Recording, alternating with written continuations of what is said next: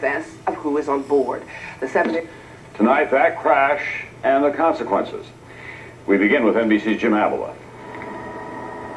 United Express pilot Catherine Gackey did not die on impact. Witnesses say she was screaming, "We're trapped. Get us out of here." I heard people screaming, yelling. Rescue was impossible. A fireball ignited by the crash consumed both airplanes and the 14 people inside. And they met right at the intersection. Sheriff Robert Nall pulled up to the scene of the crash almost immediately. He brought his camera and took these pictures, only when he realized his rescue workers could not get close enough to help. Kept away by extreme heat, some could hear the screams of panic, yells for help from those trapped inside. You could see that there was just no chance of anybody surviving. Quincy Airport has no air traffic controllers or control tower. Pilots are supposed to warn each other on an open air frequency when they're about to take off or land. The design of the Quincy runways makes communication between pilots essential. The runways cross, and witnesses say as the private turboprop jet with 2 pilots at the controls began its takeoff, the United Express airliner with 10 passengers and 2 pilots was on final approach. Impact was just off the ground in the center of the runway at high speed. We couldn't even tell there was 2 planes there. 10 miles away at his small private airport, Roger Gears was scanning the Quincy approach frequency. Well, it was a panic tone of the conversation that I heard. Gears says he heard the pilot of the private plane shout in a firm, loud voice, and then silence. "What are you doing? You're right on top of me." There was a pause, a delay. Then I heard, "You either hit my right wing or you're on my right wing." National Transportation Safety Board investigators have recovered the cockpit voice recorder from the United plane, a record that may confirm the panicked, horrible end of Flight 5925. Jim Avila, NBC News, Quincy, Illinois.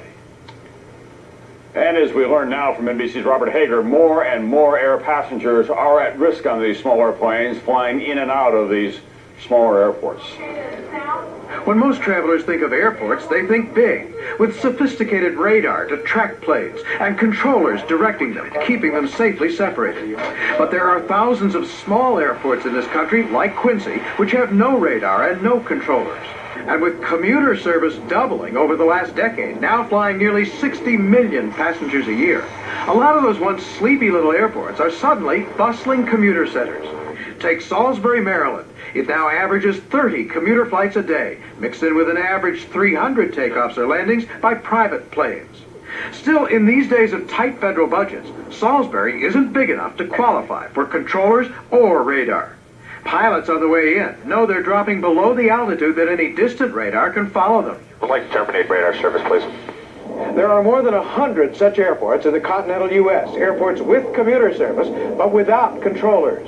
Commuter airlines argue that's safe because, until Quincy, nobody can remember a commuter accident that was blamed on an absence of control. Pilots flying into uncontrolled airports simply broadcast word of their position and plans on a common radio frequency, depend on others to do the same, and depend on the most basic rule of the airwaves: see and be seen by others.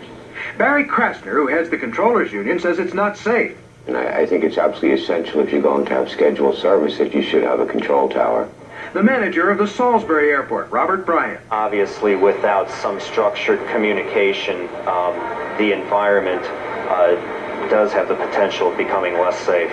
The problem is financial. To expand controller services to all the airports now served by commuter lines would cost more than $250 million a year.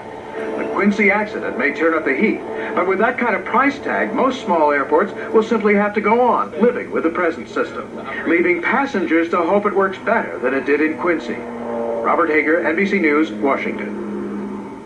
And coincidentally, today the family